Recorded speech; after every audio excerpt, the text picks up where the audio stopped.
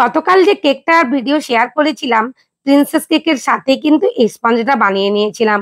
1/2 পাউন্ডের একটা কেকের স্পঞ্জ 5 ইঞ্চির মোল্ডে বানানো।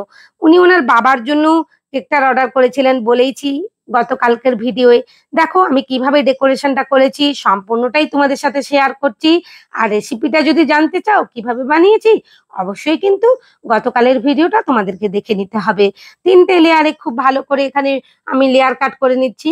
কেকটা একেবারে সিম্পলের উপর ছিল কিন্তু খুব গর্জাস ছিল। দেখো বোর্ডের মধ্যে আমি এখানে ক্রিম লাগিয়ে নিলাম। প্রথম স্পঞ্জটা বসিয়ে নিয়েছি।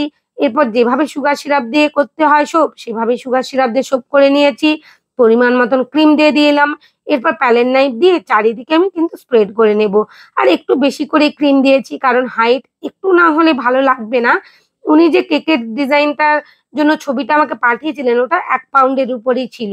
উনি আমাকে 1/2 পাউন্ডই বানিয়ে দিতে বলেছিলেন। সেজন্য একটু হাইটের করবার জন্য আমি একটু বেশি কিন্তু ক্রিম ইউজ করছি।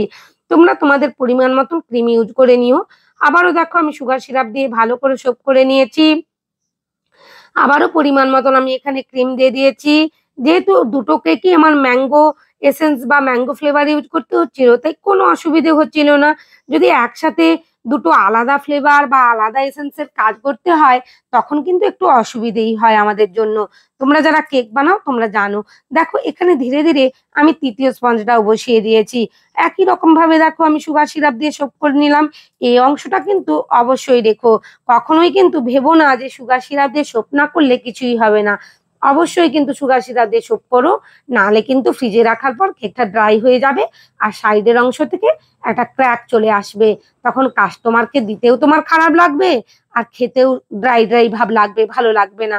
তাই এই অংশটা অবশ্যই কিন্তু রেখো। দেখো এখানে একটু বেশি করেই ক্রিম দিয়েছি। আমি একেবারে ক্রাম কোটিং করে নিচ্ছি। ক্রাম কোটিং করে ফ্রিজের মধ্যে আমি ৩০ মিনিট রেখেই দিয়েছিলাম। তাহলে পারফেক্ট ভাবে কেকটা সেট হয়ে যাবে। অনেকেরই ছোট কেকগুলো ফিনিশিং আনতে অসুবিধেই পড়ো। আমার বলা পদ্ধতি অনুযায়ী যদি একবার বানাও, তাহলে দেখবে পারফেক্ট ভাবে তোমরা ফিনিশিং আনতে পারবে। বোর্ডটা কিন্তু অবশ্যই ক্লিন করে নিতে হবে, নাহলে ওই ক্রামগুলোই পরে ডিস্টার্ব করবে। ফ্রিজের মধ্যে আমি ৩০ মিনিটের জন্য রেখে দিয়েছিলাম।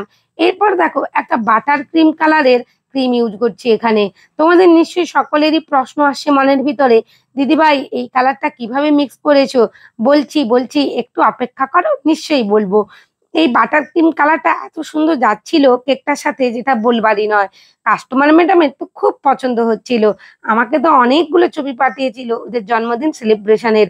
দেখো উপরের অংশ থেকেও আমি একই রকম ভাবে ক্রিম দিয়ে কাজটা করে নিচ্ছি। ধীরে ধীরে প্যালেট নাইফ দিয়ে আমি সমস্ত অংশে ক্রিমটা স্প্রেড করে নিয়েছি। যেহেতু ক্রাম কোটিং এর সময় একটু বেশি ক্রিম দিয়েছিলাম, তাই এই সময় কিন্তু খুবই অল্প অল্প করে আমি কিন্তু ক্রিম দিয়ে কাজটা করছি। অতিরিক্ত আবার ক্রিম দিতে যেও না, কেকের ওয়েটও বেড়ে যাবে আর খেতেও ভালো লাগবে না। আর এক্সট্রা ক্রিম গুলো দেখো আমি তুলে নিচ্ছি বারবার। এখানে কিচেন রুমালের মধ্যে প্যালেট নাইফটা ক্লিন করে নিচ্ছি। তারপরে কিন্তু আবার কেকের উপর বসিয়ে নিচ্ছি। এইভাবেই কিন্তু একটা একেবারে নিট এন্ড ক্লিন ফিনিশিং আনবে, কারণ এই কেকগুলোতে বেশি ডিজাইন থাকে না, অল্প ছোট ডিজাইনই থাকে, তাই যেন ফিনিশিংটা ভালোই হয়। আর এখানে দেখো আমার একটা ফন্ডেন্ট লাভ কাটার ছিল, সেটা দিয়েই আমি একটা দাগ করে নিয়েছি, এফেক্ট করে নিয়েছি, যাতে লাভের এফেক্টটা খুব ভালো আসে। এটা তুমি আগেও আমার একটা ভিডিও দেখেছো, অ্যানিভার্সারি কেকের ভিডিও, এই টেকনিকটা। তোমরাও কিন্তু এই টেকনিকটা ফলো করো, তাহলে পারফেক্ট ভাবে এই ধরনের এফেক্ট গুলো আনতে পারবে। আর যে পিকচারটা উনি আমাকে পাঠিয়েছিলেন, সেখানে এই একধারে একটা হার্ট ছিল আর হার্টের ভেতরে অসংখ্য এরকম রেড কালারের হার্ট করা ছিল।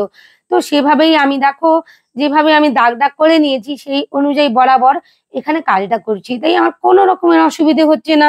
আর ভেতরের অংশে দেখো হার্ট করে নিচ্ছি, ছোট্ট ছোট্ট হার্ট। খুব সুন্দর দেখাচ্ছিল কেকটা বানানোর পর। এবার আমি একটু দ্রুত মোশন করে দিয়েছি এডিটিং করে, কারণ এতগুলো হার্ট বানাতে অনেকটা সময় লাগবে। আর তোমাদেরও একই জিনিস দেখতে অনেকটা বোর লাগবে।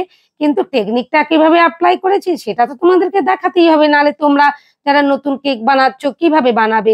তাই একটু দ্রুত করে দিয়েছিলাম ভিডিওটা এই অংশটায়। আর তোমরা একটু কষ্ট করে দেখে নিও। দেখো খুব সুন্দর করে এখানে হাটে ভরা একটা বড় হাট। যদি আমার এই ডেকোরেশনটা ভালো লাগে, অবশ্যই বাড়িতে বানিও। তোমাদের লাভ ওয়ানকে বানিয়ে দেবে। এখানে আই লাভ ইউ ড্যাড লেখা আছে। আই লাভ ইউ যে পার্সনকে তুমি দিতে চাও তার নামটা লিখে দেবে। বাবা, মা, ভাই, বোন কিংবা লাভ ওয়ান যাকে দিতে চাও। খুব সুন্দর দেখতে হয় এই কেকগুলো, সিম্পলের উপর অসাধারণ। আর ছোটর উপর কত সুন্দর লাগছে দেখো। এবারে আমার লাভ সাইনটা হয়ে যাওয়ার পর আমি ফন্ডেন্ট দিয়ে কয়েকটা ডেকোরেশন করেছিলাম। কেকটা ডেলিভারির আগেই কিন্তু আমি বসিয়ে দিয়েছি। এগুলো বসিয়ে কিন্তু কখনোই ফ্রিজের মধ্যে রাখবে না, তাহলে ফ্রিজটা থেকে কেকটা বের করার সময় গলতে শুরু করবে। সবসময় ডেলিভারির আগেই ফন্ডেন্ট ডেকোরেশন গুলো বসিয়ে ডেলিভারি করে দিতে হবে। আমার এই কেকের ডিজাইনটা ভালো লাগলে, চ্যানেলে নতুন বন্ধু হয়ে থাকলে প্লিজ চ্যানেলটা সাবস্ক্রাইব করে দিও এরকম নতুন নতুন ভিডিও পাওয়ার জন্য আর টিপস পাওয়ার জন্য। দেখো সাইডের অংশ থেকে আমি খুব সুন্দর করে স্প্রিঙ্কেল দিচ্ছি। এই ধরনের ছোট সিম্পল কেকগুলোর ক্ষেত্রে এরকম স্প্রিঙ্কেল ডেকোরেশনটা খুব সুন্দর যায়, সেভাবেই আমি করে দিয়েছি। তোমাদের ভালো লাগলে অবশ্যই এরকম কেক ডেকোরেশন করো। সবাই খুব ভালো থেকো। অনেক ধন্যবাদ তোমাদের ভিডিও দেখার জন্য।